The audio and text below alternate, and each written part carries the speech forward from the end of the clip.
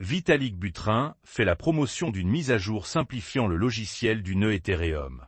Le cofondateur de la blockchain a déclaré que l'objectif était de faire de la méthode auto-souveraine, des utilisateurs d'Ethereum exécutant leur propre nœud une expérience conviviale. Le protocole venu touché par une attaque de plafond d'approvisionnement de 3,7 millions de dollars.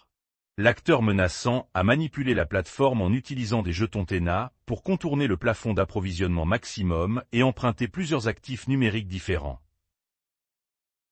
Clarity Act risque de confier la crypto à des acteurs centralisés, directeur de Gnosi.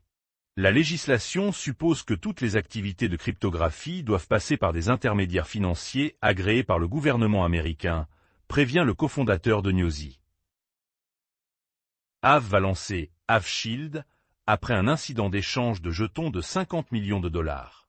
Dans une analyse post-mortem de l'incident, Aave a précisé qu'il ne s'agissait pas d'un dérapage, mais d'un marché illiquide qui avait fait perdre aux traders plus de 50 millions de dollars en échangeant de l'USDT contre AAVE. Le prêteur de crypto en difficulté BlockFi dépose son bilan aux États-Unis. BlockFi a déposé son bilan, chapitre 11, aux États-Unis, après avoir suspendu les dépôts et les retraits le mois dernier, invoquant les mauvaises conditions du marché de la cryptographie. 72% des câbles sous-marins ne doivent pas avoir d'impact sur Bitcoin, selon une étude. Les 11 dernières années ont montré que Bitcoin était résilient aux pannes aléatoires des câbles Internet sous-marins intercontinentaux, mais pourrait être sensible aux attaques ciblées. L'interdiction américaine sur le rendement des pièces stables pourrait permettre à d'autres de combler le vide, directeur de Ledger. Takatoshi Shibayama, responsable Asie-Pacifique de Ledger, a ajouté son point de vue alors que la cryptographie et les banques continuent de débattre de l'opportunité d'autoriser les plateformes tierces à offrir des rendements stables en pièces. Les investisseurs du WLFI approuvent la règle de blocage des jetons de 6 mois dans le cadre d'un ajustement de la gouvernance. Les détenteurs de jetons WLFI doivent miser leurs jetons pendant au moins 180 jours pour conserver leur privilège de vote dans le cadre de la proposition récemment adoptée. L'Australie met en garde contre l'IA et les finfluenceurs, alors que la propriété de la cryptographie de la génération Z atteint 23%. Le régulateur australien des valeurs mobilières a déclaré que les 2/3 de la génération Z utilisent les médias sociaux pour prendre des décisions concernant leur avenir financier, ce qui conduit à des décisions financières plus risquées. La SEC abandonne le procès contre le fondateur de BitClue avec préjudice. Le ministère américain de la Justice a demandé le rejet de son dossier contre le fondateur de BitClue, Nader Al-Naji, après réévaluation des éléments de preuve. La ruée vers l'or des centres de données IA suscite un débat sur l'impact sur Bitcoin. Le commerçant de crypto Rannené a déclaré que Bitcoin pourrait être en danger si l'IA continue d'éloigner les mineurs du réseau, mais d'autres ne sont pas d'accord.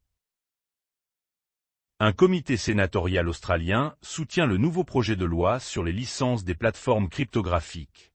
L'Australie se rapproche d'un nouveau régime de licence qui intégrerait les échanges cryptographiques et les plateformes de tokenisation dans le régime australien de licence de services financiers. Bernstein affirme que le rebond du Bitcoin reflète une base de détenteurs à long terme plus résiliente. Selon les analystes de Bernstein, les afflux d'ETF et les achats continuent des entreprises remodèlent progressivement la structure de propriété de Bitcoin. Les fonds cryptographiques ajoutent 1 milliard de dollars alors que la séquence d'afflux de 3 semaines se poursuit. Les ETP cryptographiques ont enregistré 1,06 milliard de dollars d'entrées la semaine dernière, menées par Bitcoin et Ethereum, marquant 3 semaines consécutives de gains malgré les tensions géopolitiques persistantes. La société sud-coréenne Hana Financial s'associe à Standard Chartered sur les actifs numériques. Hana Financial Group collaborera avec Standard Chartered sur les actifs numériques à la suite de son partenariat stable avec l'émetteur USDC Circle plus tôt en mars. La stratégie achète 1,6 milliard de dollars en Bitcoin alors que les avoirs dépassent 761 000 BTC. Strategy a acheté 22 337 Bitcoin pour 1,57 milliard de dollars la semaine dernière, portant le total des avoirs à 761 068 BTC alors qu'elle finance ses achats grâce à des ventes records de ses actions privilégiées STRC. Metaplanet lève 255 millions de dollars et ajoute une structure de warrants pour les achats de Bitcoin. Metaplanet a levé 255 millions de dollars et a lancé de nouveaux warrants pour financer davantage d'achats de Bitcoin alors qu'elle s'efforce d'atteindre un objectif de trésorerie de 210 000 BTC. La Corée du Sud inflige une amende de 24 millions de dollars à Bitimb et ordonne une suspension partielle de ses activités pendant 6 mois. Les régulateurs ont constaté 6,65 millions de violations chez Bitimb, dont 45 772 transferts cryptographiques impliquant 18 VASP étrangers non enregistrés.